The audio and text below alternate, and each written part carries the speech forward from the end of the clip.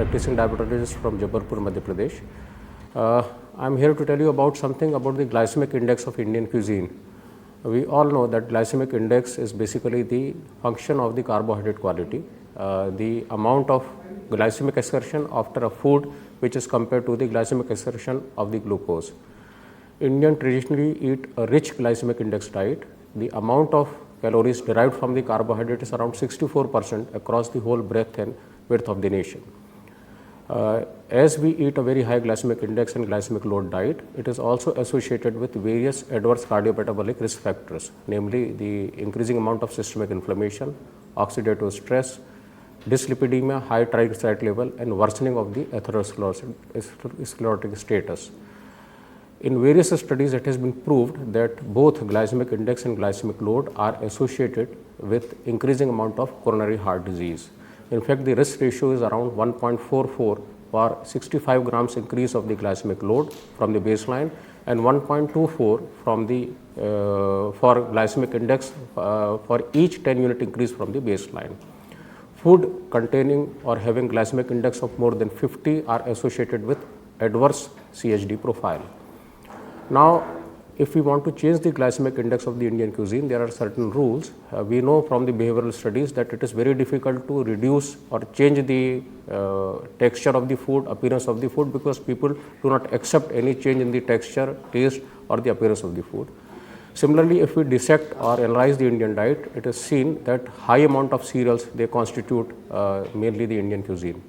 So, if we want to reduce the glycemic index of Indian cuisine, then we have to focus on cereals, desserts and various strategies which can reduce GI and GL of Indian diet without changing its texture, appearance and taste. So, first we focus on the rice. We can eat a rice which is genetically modified or grown with special techniques. There is one such scientific study for a rice developed in India which has got a low glycemic index of 61. Similarly, we can alter the constituent of the Indian flatbread which is called roti or chapati, and we can use certain substances, say low carbohydrate cereal replacement, which can reduce the glycemic index of Indian roti from 70 to almost 41, which is a low glycemic index fare. Similarly, natural sweeteners like stevia can be used to sweeten the desserts because it is associated with almost zero GI and a favorable glycemic response with insulin response. There are certain functional foods are available which are being developed by various startups, and around 15 grams of these additive can reduce the glycemic index by almost 50%. There are certain other techniques like providing vegetables and fat and protein preload to the diet, which will reduce the glycemic excursion by almost 30 to 50%.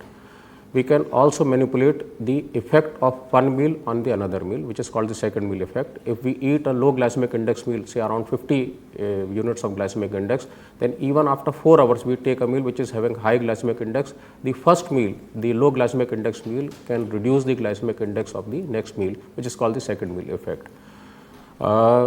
With the development of the personalized or precision medicine, now it is becoming clear that the glycemic index or the response of food on person does not depend upon the food, but it depends upon the person who is eating the food.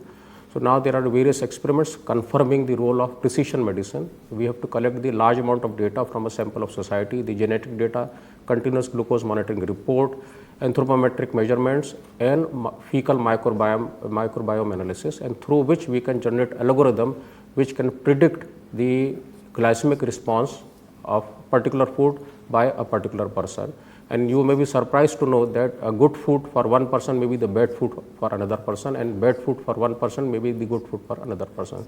So, the next step in the development of cuisine would be to determine personalized effect of the diet on a person, and thus we can create a diet which is suited for an individual.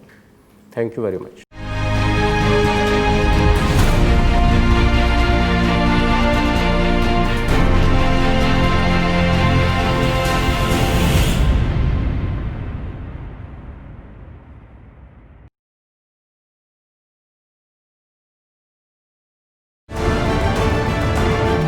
Insights from the world's best medical minds.